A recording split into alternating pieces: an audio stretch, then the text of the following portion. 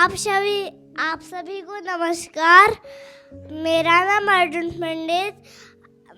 मैं आप सभी को रामायण सुनाऊंगा। ओम गणेशाय नमः।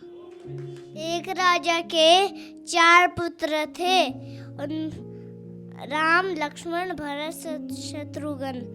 एक दिन राजा दशरथ ने राम को राजा बनाने की सोचा और उस बात से सब खुश थे, किंतु रानी कैकेयी बिल्कुल खुश नहीं थी। उन्होंने राजा दशरथ से कहा कि मेरे पुत्र भरत को अयोध्या का सिंहासन मिले और राम को 14 वर्ष का वनवास मिले। और फिर राजा दशरथ ने राम से कहा कि तुम्हें 14 वर्ष का वनवास मिला है, तुम्हें वनवास पे जाना होगा।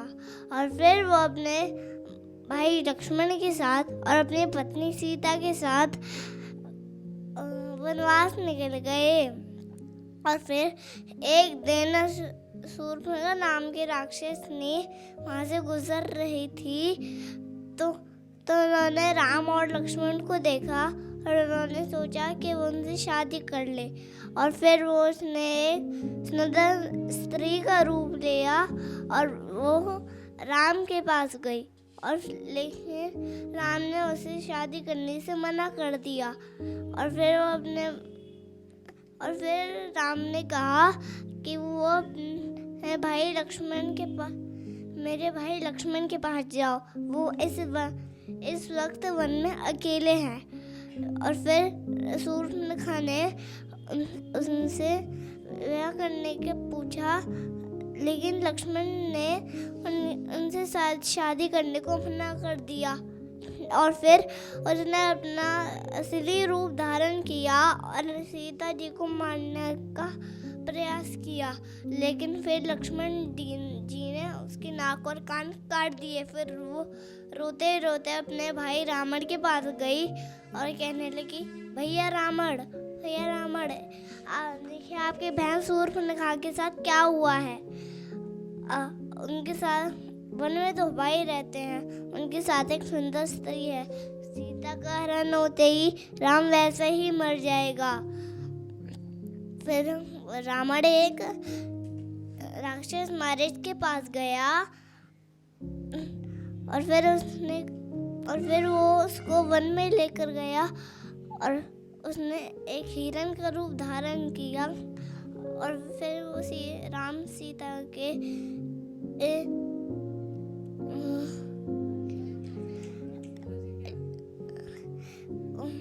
टहल रहा था, तो तभी सीता जी की नज़र उस पे पड़ी और वो कहने लगी कि मेरे को वो हिरण चाहिए। फिर राम जी उस हिरण को लेने गए और फिर थोड़ी देर बाद सीता और लक्ष्मण को पुकारते हैं, सीते लक्ष्मण बचाओ।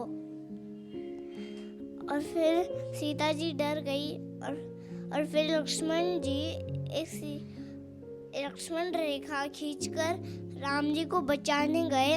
और फिर दूसरी तरफ रावण एक साधु का रूप लेकर आया और कहने लगा, भिक्षाम देहि। और फिर सीता जी ने कहा, ये लीजिए साधु हमारा भिक्षा। फिर रावण ने कहा, एक साधु का इतना अपमान, घर के द्वार से ही भिक्षा देती हो, जो नहीं चाहिए मेरे को भिक्षा। और फिर सीता जी ने कहा, नहीं साधु महाराज, मैं आती हूँ। और फिर जैसे ही सीता जी ने लक्ष्मण रेखा पार की, रावण ने अपना असली रूप दिखाया। वो कोई साधु आदमी नहीं था, वो रावण था। और फिर उसने अपने पुष्पक विमान में सीता जी को लंका ले गया। और फिर राम जी और लक्ष्मण जी वहाँ पर आए तो सीता जी को कुटिया में ना पाकर वो दोनों चौंक जाते हैं। और फिर वो सीता जी को ढूंढने लगते हैं। तभी वहाँ पर उन्हें घर जटायु मिलता है और वो उनको सारी कहानी शुरू से बताता है। और उसी वक्त रावण ने उसके पंख काट दिए और फिर सीता जी की खोज में राम और लक्ष्मण अपने वानर सेना के साथ वहां जाते हैं और फिर लंका पे चढ़ाई कर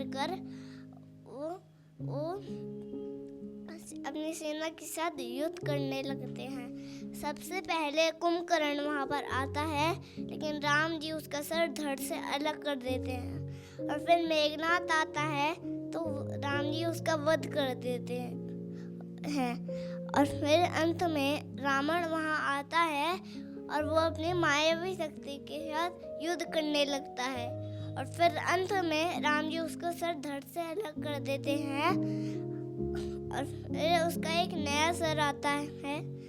राम जी ने उसकी तस्वीर काटने चाहे, लेकिन उसकी तस्वीर नहीं कटे और फिर रावण के भाई विभीषण वहाँ पर आए और उन्होंने बताया रावण की सबसे कमजोरी उसकी नाभि पर है।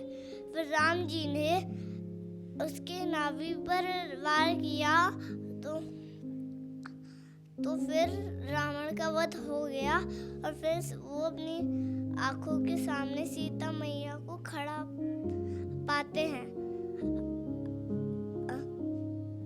जय श्री राम।